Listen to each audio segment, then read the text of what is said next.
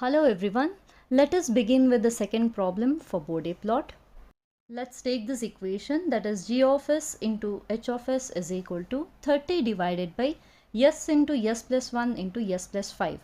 In this problem, additionally, I have added a pole at origin. You can see that the denominator has an additional s term compared to the previous problem. Now, let us get into the standard format of 1 plus s into t. G of s into h of s will be equal to 30 divided by s into 1 plus s, and here we have s plus 5. Taking 5 common, we will be left off with 1 plus s divided by 5. So 30 by 5 remains 6, and the remaining term is s into 1 plus s into 1 plus s divided by 5. So this is the equation for Bode plot. Now taking the same equation, k will be equal to 6. So as I've told you that we need to start the graph at origin with some magnitude. So the magnitude at origin will be given by taking the logarithm value of constant. So that is 20 log 6. But in this case, if you see, from origin you have an additional pole which is nothing but s is equal to 0. So that is why we need to take actually 20 log 6 divided by s. That is nothing but replacing s with j omega. You can write it as, let's consider omega as 0.1. So 20 log 6 divided by 0.1. Or you can also write it as 20 log 6 minus 20 log 0.1. So that is how you have got this as plus. So that is nothing but 20 log 0.1 is plus 20. So then it becomes 15.56 plus 20, which is almost equal to 36 decibel. So therefore, whenever there is a pole at origin, we need to add plus 20 with the magnitude at origin. Now coming to the corner frequency, if you check this equation, they are divided into three parts, that is one pole at origin, the other two are simple poles. So pole at origin will obviously start from the origin, and remaining poles, that is simple pole 1 divided by 1 plus s, comparing it with the standard equation of 1 divided by 1 plus s into t, the value of t will be equal to 1. So as this is the first corner frequency, let me take the value of t as t1. The corner frequency omega c1 will be equal to 1 by t1 as it is inversely proportional, and the value will be 1 by 1, which is equal to 1 radian per second. And next, coming to the second simple pole, again comparing it with the standard equation, we get the value of t2 as 1 divided by 5, which is the coefficient of s here. And then omega c2 value will be equal to 5 radian per second. Now once we know the corner frequency, we need to find out the slope of each poles.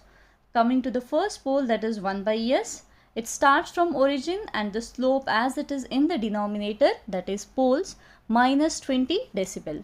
So total change in the slope will be minus 20 decibel per decade. And similarly, second pole, you can check that comparing it with standard equation, we had already got this as 1, that is corner frequency. The slope will be minus 20 decibel as again it is a pole. So now already we had 1 minus 20 decibel.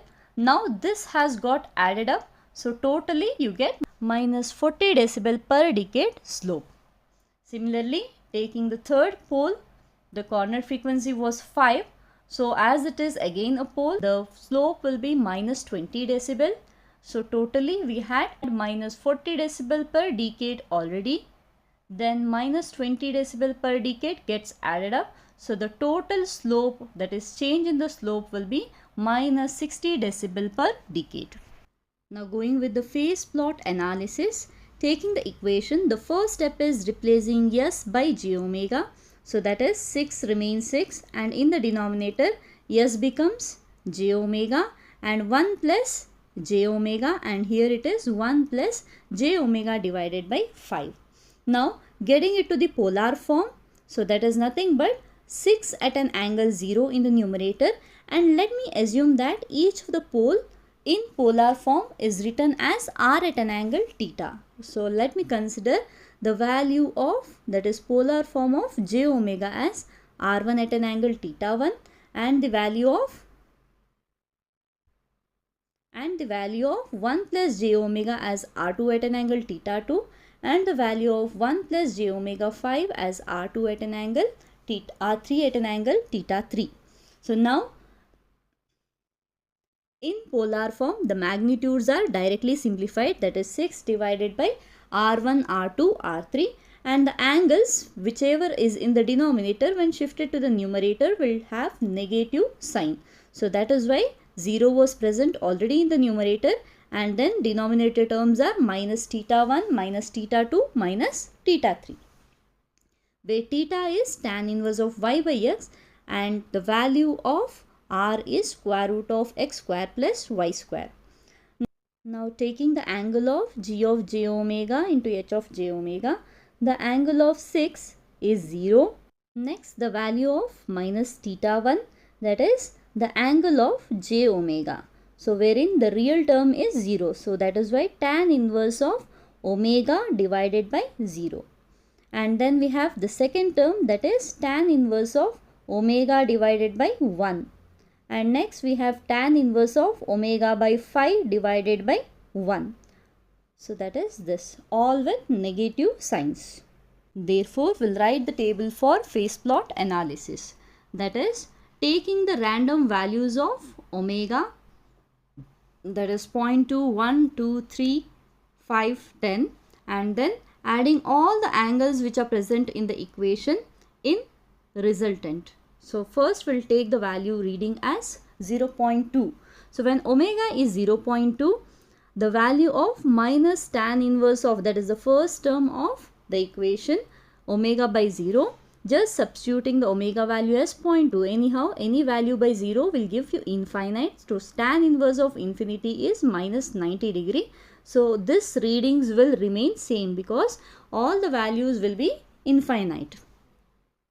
And coming to the second one, that is minus tan inverse of 0.2 divided by 1, that is minus 11.31.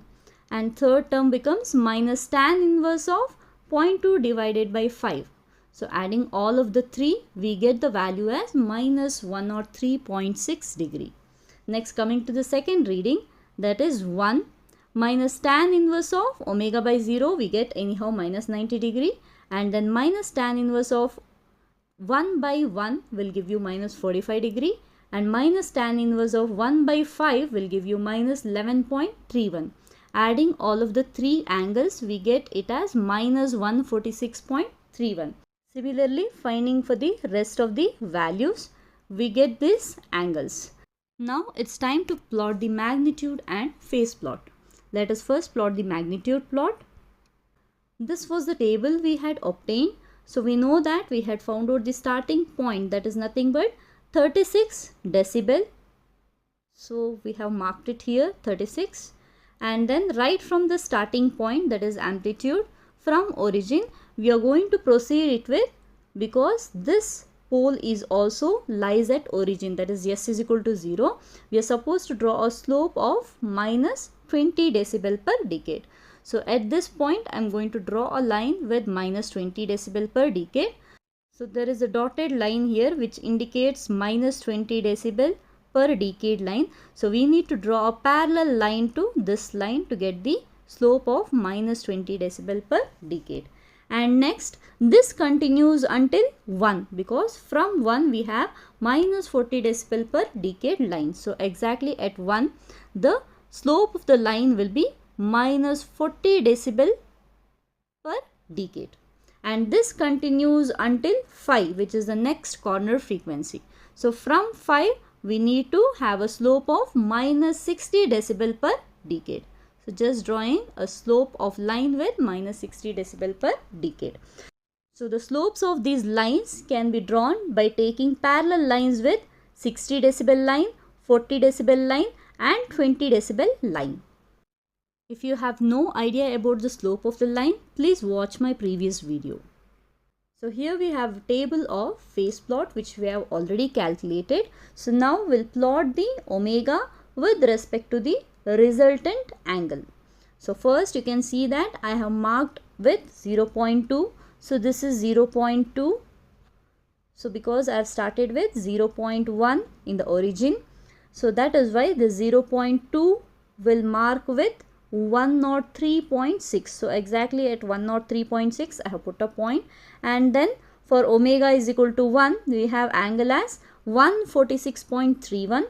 So at 1, this is 1, at 1 we have taken 146.31, and then similarly finding at 2 we have minus 175.23. So at 2 minus 175.23. Similarly, plotting all the readings, we get this graph, that is by joining the points. Now coming to the stability of the system and the values to be calculated, that is gain margin and phase margin. We are supposed to calculate the value of WPC and GPC. At WPC, just extend the line and check the magnitude with respect to 0 decibel line. So it will be almost equal to 1 decibel. So that is nothing but gain margin. And you can see that the gain margin is again negative. And similarly at WGC, extending the line here and checking the angle with respect to minus 180 degree, we get the angle as minus 2 degree, which is nothing but the phase margin. Because it is below the axis of minus 180 degree, we again say it as negative. So you can see that both the values are negative here. The system is going to be unstable. So the readings are WPC is 2.5 radian per second and phase margin is minus 2 degree, and gain crossover frequency is 3.5 radian per second. Gain margin is minus 1 decibel. So system is unstable because both the values are negative.